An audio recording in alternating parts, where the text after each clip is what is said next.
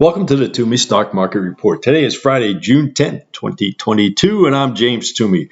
A lot going on today, so let's get right to it. I'm going to come back to the sector analysis, but market, well, we got the the Consumer Price Index, CPI, came out. It was 8.6% higher than last May. So obviously, no surprise, we've got, inflation runaway. So prepare for a washout on some of our positions if you're using the third to third. If you haven't seen the 10 cross below the 15 and you're hold that last third, this may be just a one-day event. And I don't mean we're going to come back to a positive next week and have the bear market rally return, but the market was down 720 now or something like that. If we see the market bounce between now and 12:30, there may be a good time for us to enter higher our shorts, and then also you might have a better exit point on some of these positions. SNY and ILF sold all off yesterday. We said, yeah, if you saw, that's why I say, if you like what you like on YouTube and you see what I'm doing, hit the like button, but certainly hit subscribe, right? Because I was talking to somebody the other day and they said, hey, thank God I subscribed. I figured out how to do it on YouTube.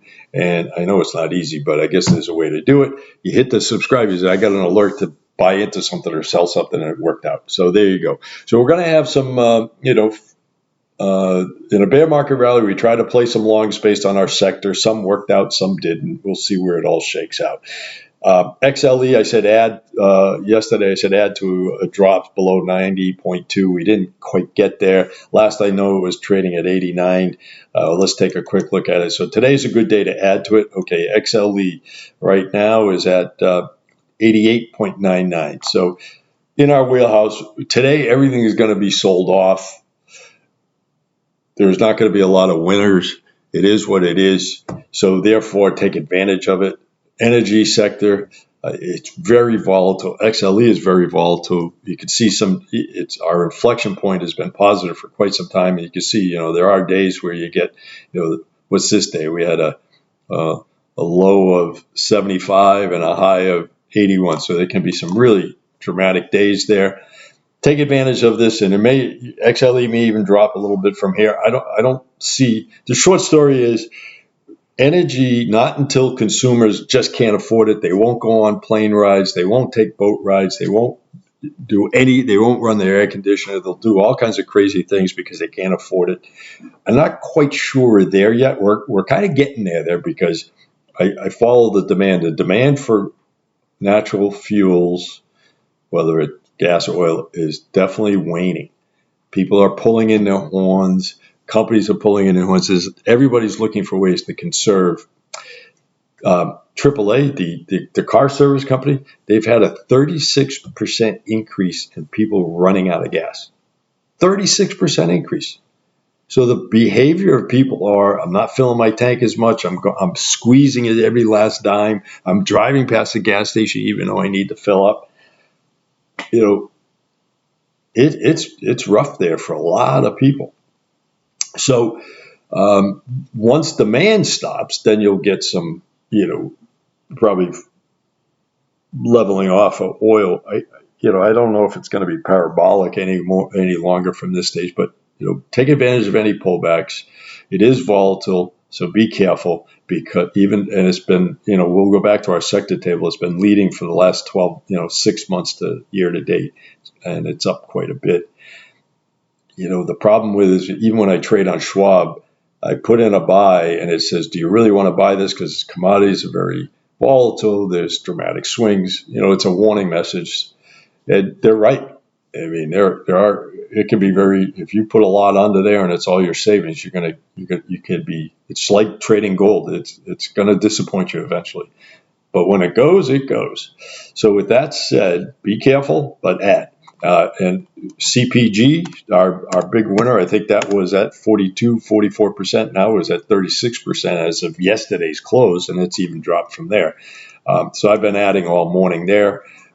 This may drop down to the 10 EMA. I don't know if it, but I'm willing to take that risk. And I'm going to add to energy. That's just my position. Okay, back to our index analysis. So SNYILF, like I said, we got out of that. Some of our other stops, a third, are going to stop out. I believe AV, we'll go over that on a table. ETFs, if between 10:30 and 12:30 we get some mega bounce, add to your shorts. We took an early entry. We didn't get our main signal where the 10 and it crossed above. But we took a position and it paid off. The reason why the 120, our intraday trading had made that inflection point quite a bit. That the Dow had turned down, and we took advantage of that. All right, so the Dow. Well, let's see right here. We had a low of 314. The last trade closed at 315.99. What am I saying? All right, if we can get back to the open, to the previous close, which I don't think is going to happen, 322, we want to add to it. So somewhere between 322 and 318, if we get there, I don't know if we will, you want to add to your short positions. Here's the logic. We're in a noise churn event. Is it a 1 day? 2 day. We also are entering Friday, the end of the week. A lot of short-term traders do not like holding positions long or short going into the weekend. So there's going to be a shuffle at the end of the day. If we see a major buy at the end of the day, you may want to add to your shorts. In a down market, when the market's down 700, it was down 400, you could have shorted that, at the open, but when it's down where it is down here, don't play the game because you could be disappointed. In down market, dramatic trends, in the morning you usually you tend to see the market in the green on the futures, and then early morning to noontime that sells off and the market continues a downturn. So you can always add on those days where the futures are up, right? So let's just, I'm not going to jump in at the low of the market right now. I'm going to wait that out. So the dog, which is the short of that, no surprise, way up. And, it closed yesterday at 34.69 and is trading at, where is it trading now? 35.4. So a good bump there. Let's see how it goes. Our inflection point is changing today. We would usually wait a day for that to confirm, but we got in early, and we'll take advantage of that. The SPY, same story. The inflection point is making a crossover. We'd wait a day for so here's a great example. We talked about this yesterday. We said there was a bear market rally. Our third indicator said get into the market. We would have waited a day for the confirmation. Oops. And, quite frankly, that we would have been in, probably, I think we were using the number 410 or something. Either way, here we are.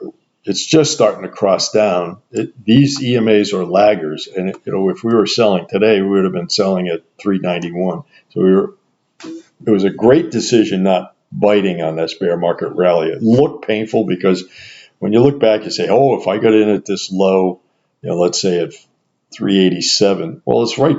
It's there now. So, you really, rear view mirror always looks great, but we wait for that third inflection point to get the smoothing of the averages to tell us how long this trend's going to ride, and then you get into the long-term trend, right? Well, we knew the overall trend was down. The Twomey investment process and principles all told us, wait a minute, don't jump in just yet. And, you can look at earlier segments, goes into the weeds on, what is that Twomey investment process.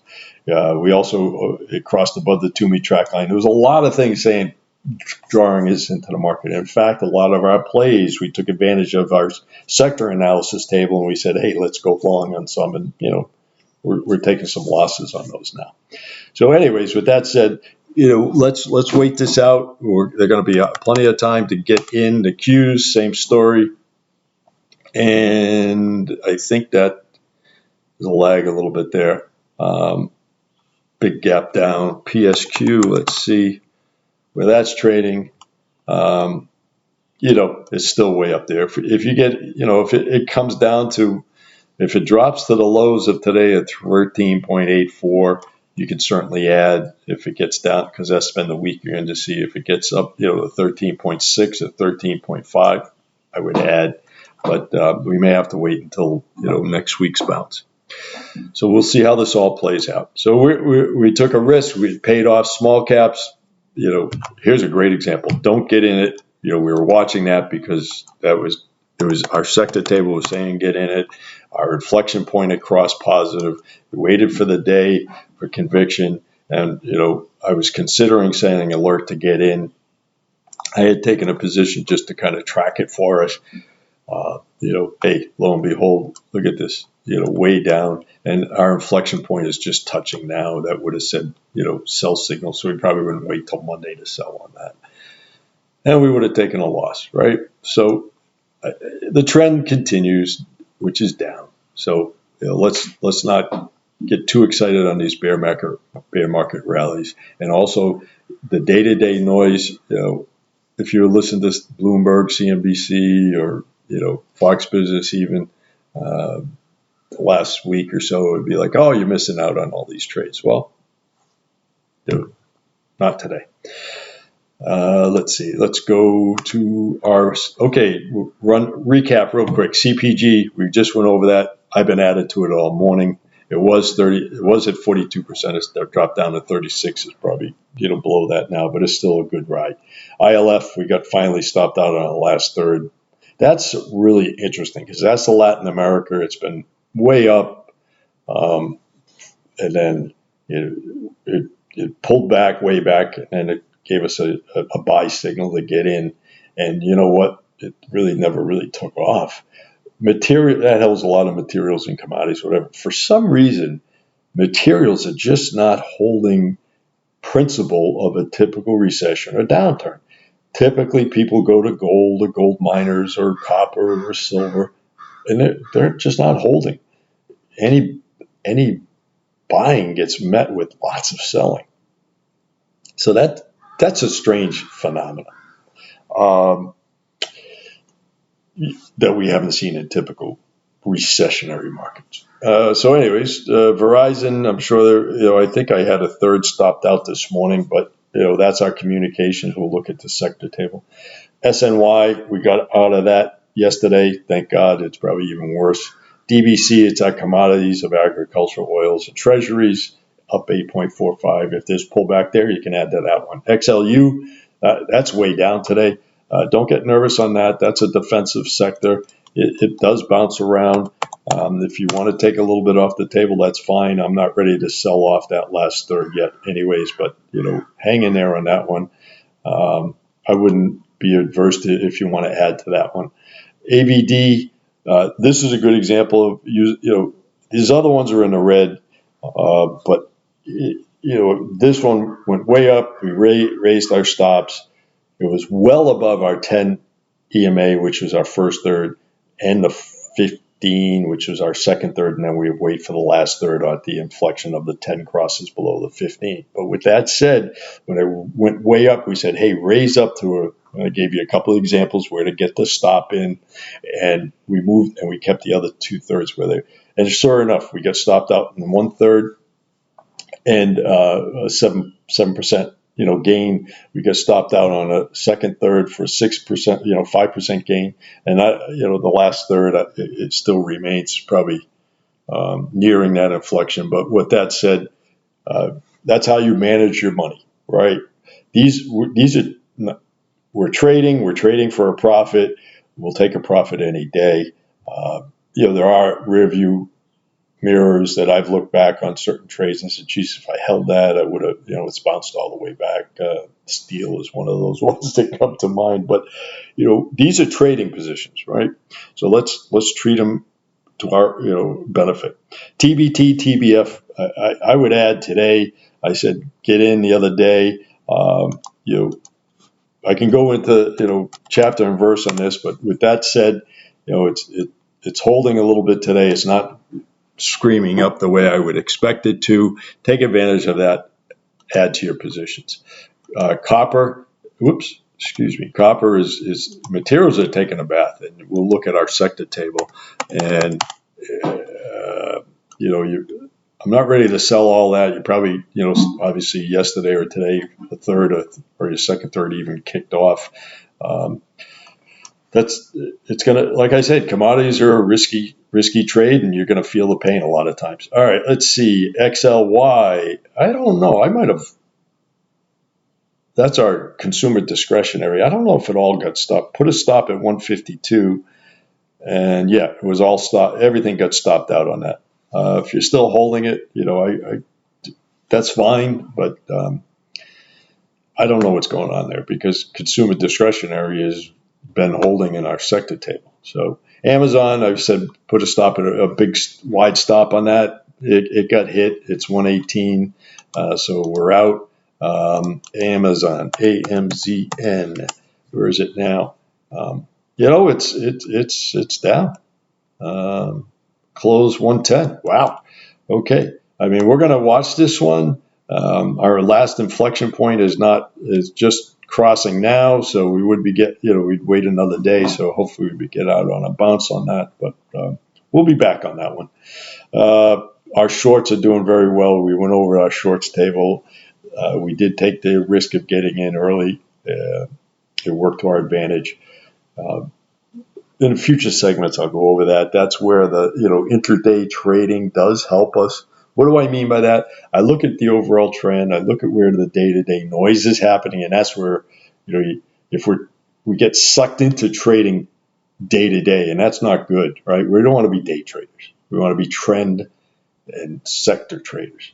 So we got to be careful there. But let's go back to our sector table.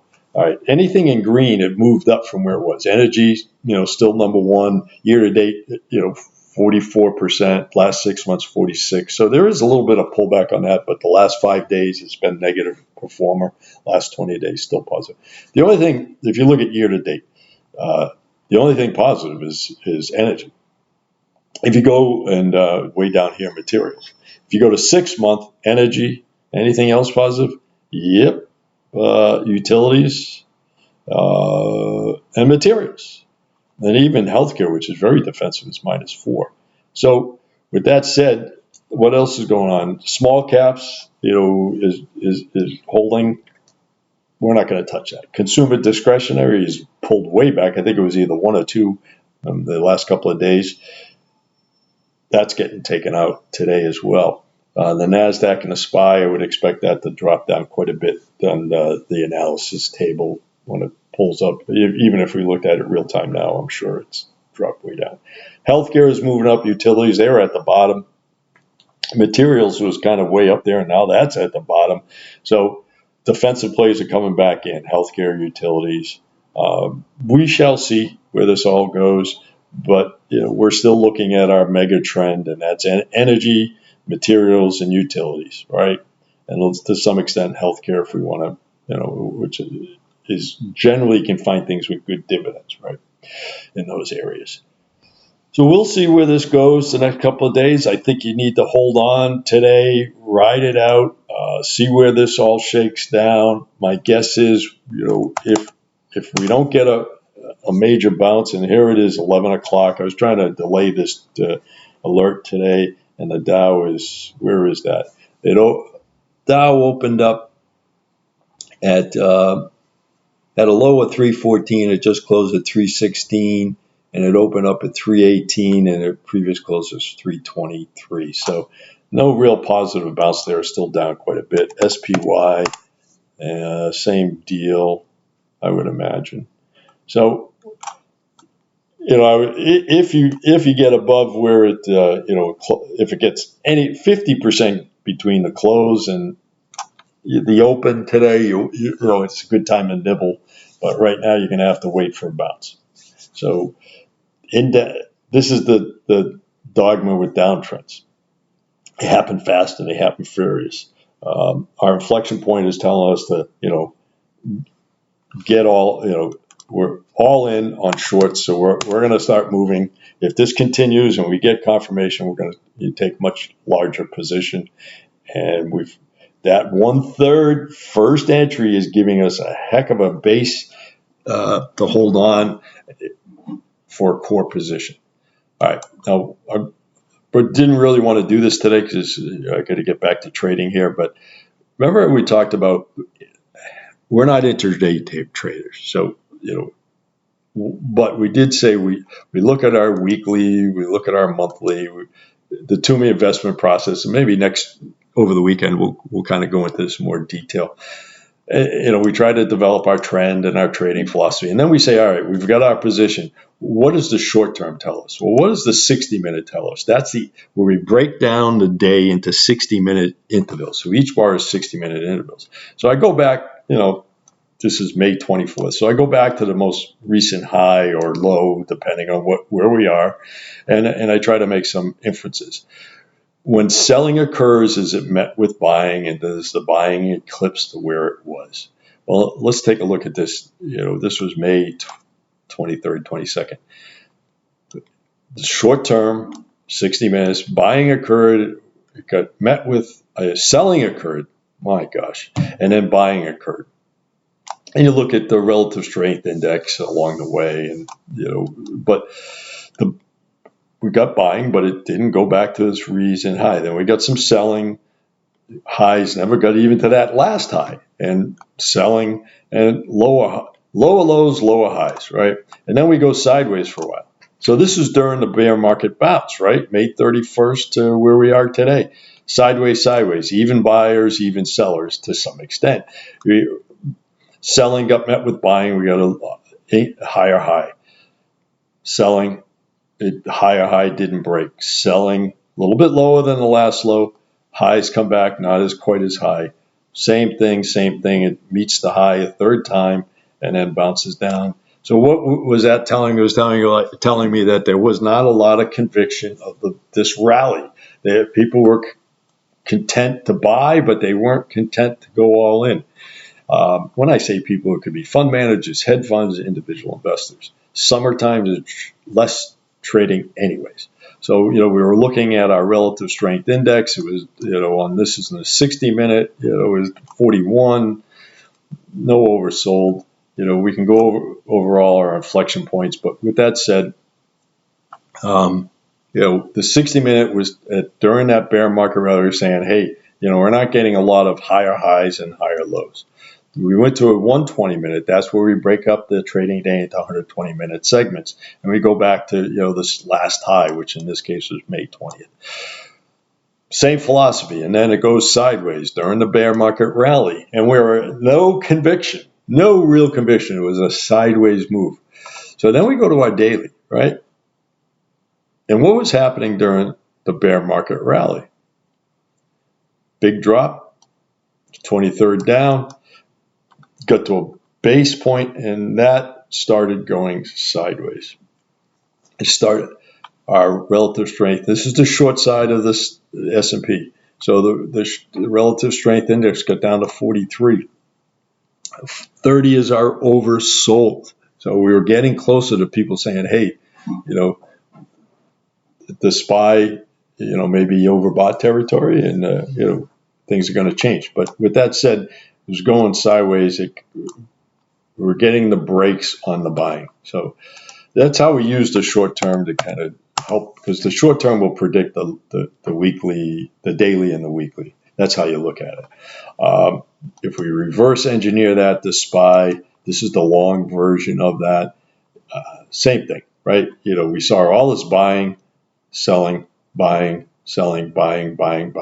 We had all this bear market rally to the 23rd to the June 1st, we were seeing some really nice highs and lows, higher highs, lower lows, and then we get this sideways last 10 days here, 8 days. So that, the problem with sideways markets, we don't know if it's going to break up or break down, but we certainly see that. You go to the 120, same thing.